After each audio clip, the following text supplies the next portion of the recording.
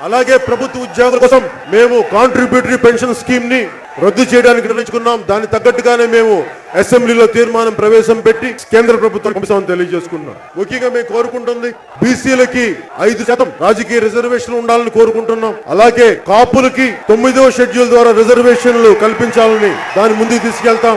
SC వర్గీకరణ చాలా సున్నితమైన అంశం. మేము కోరుకుంటుంది మేము అంబేద్కర్ భావజాలాన్ని గుండెలో నింపుకున్న వాడిని కాన్ శ్రీరామ్ గారిని ఆశయాల్ని ముందుకు తీసుకెళ్తున్న వాడిని వెనుకబడిన వర్గాలు ఉన్నత పదవుల్లోకి వెళ్లాలని కోరుకునే వాళ్ళం. అందుకని ఎస్సీ వర్గీకరణ చాలా సున్నితమైన అంశం కాబట్టి ఇద్దరిని కూర్చోబెట్టి దీని సామరస్యపూర్వకమైన పరిష్కారం కోసం మేము మంచి బలమైన వాతావరణం కల్పించి మీకు ముందుకు తీసుకెళ్తామని తెలియజేసుకుంటా ఉన్నాను. అలాగే ఏ మూలకెళ్ళినా ఈ మధ్యన రాయలసీమకి వెళ్తే అక్కడ ముస్లింల చూస్తే చాలా బాధ కలిగింది. కోస్తా జిల్లాలో ఉన్న ముస్లింల జీవితం మెరుగ్గా ఉంది. కానీ రాయలసీమకి వెళ్తే ఇంతమంది ముఖ్యమంత్రులే రాయలసీమ నుంచి ముస్లింలను అందరూ వాడుకునే వాళ్ళు తప్ప రాయలసీమలో రాజకీయ లబ్ధి కోసం వాడుకునే వాళ్ళు కానీ ముస్లింల కోసం ఏ విధంగా చేయట్లేదు.